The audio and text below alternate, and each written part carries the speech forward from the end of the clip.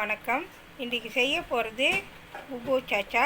அதை எப்படி செய்யலாம் வாங்க வீடியோக்குள்ளே போகலாம். வணக்கம் விவர்ஸ். இன்றைக்கி நான் புபூர் சாச்சா செய்ய போகிறேன். அதுக்கு தேவையான பொருட்களை இப்போ நம்ம பார்க்கலாம். நான் 2 வகையான கிழங்கு எடுத்துக்கேன். ஒன்று பர்பிளோட கிழங்கு, ஒன்று ஆரஞ்சு கலரு. 1/4 கப்பு ஜவ்வரிசி, 200 மில்லிமீட்டர் திக்கான தேங்காய் பால், 1/2 கப்பு சீனி, தேவையான அளவு உப்பு, ஆன் பண்ணால். ஓகேவா, இப்போ பாருங்கள், நான் பர்பிளோட கிழங்கும் ஆரஞ்சு கலர் கிளேடு இது ரெண்டையும் நான் வெட்டிட்டேன். இப்போ இதை சுத்தமாக கழுவியாச்சு. இப்போ இதை நம்ம குக்கூஸ் பண்ண போகிறோம்.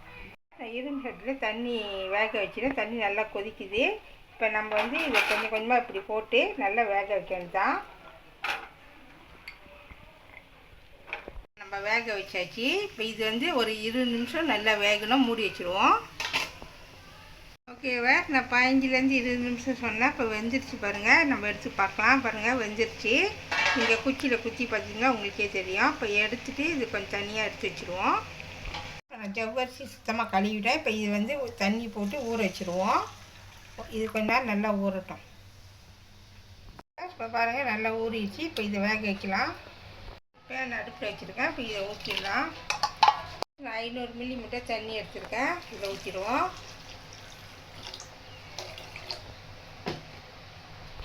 மூடி வச்சுருவோம். மூடிச்சு நல்லா வேகட்டும். ஓகேவா, இப்போ திறந்து பார்ப்போம். இப்போ பாருங்கள், கொஞ்சம் நல்லா வெந்திருக்கு. இப்போ இதை நான் என்ன செய்ய போகிறேன்னு சொன்னாக்கா, இது கூட டேஸ்ட்டுக்கு உப்பு சேர்த்துக்கிறேன். சேர்த்துட்டு இது கூட நான் சீனி போட்டுக்கிறேன். உங்களுக்கு எவ்வளோ சீனி வேணுமோ அது தகுந்தப்ப நீங்கள் போட்டுங்க. உங்களுக்கு இனிப்பு கூட வேணுமா கூட போட்டுங்க. ஓகேவா, போட்டாச்சு. இது கூட நான் 300 மில்லிமீட்டர் எடுத்திருக்கேன். 300 மில்லிமீட்டர் தேங்காய் பால் எடுத்திருக்கேன். நான் இதில் சேர்த்துக்கிறேன்.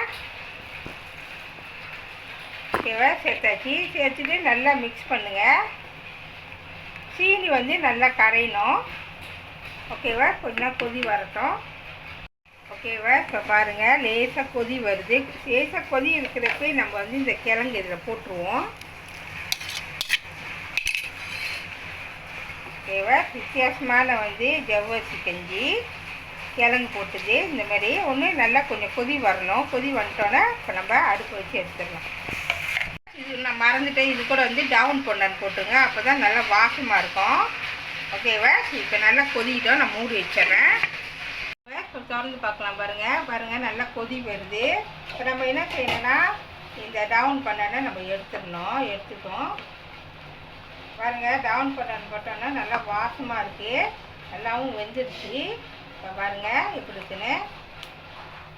ஓகேவா, புபூர் சாச்சா அதாவது ஜவ்வரிசி கஞ்சி கிழங்கு ரெடி ஆயிடுச்சு. இப்போ இறக்கி வச்சுருவோம்.